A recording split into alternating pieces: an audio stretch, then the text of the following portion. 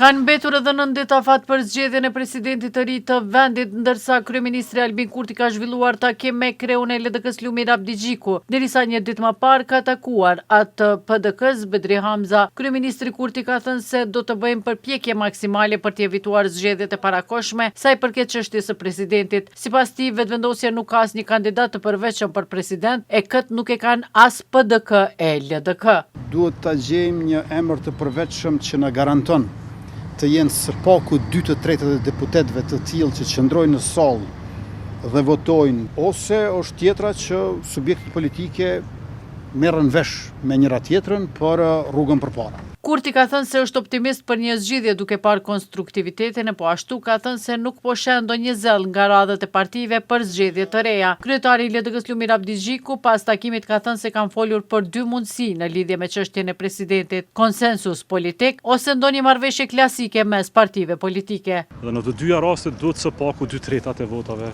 të deputetëve të Kuvendit të Kosovës. Më 4 mars është afati i fundit kur Kuvendi i Kosovës duhet të zgjedhë presidentin e ri. Në të kundërtën, vendi shkon në zgjedhje.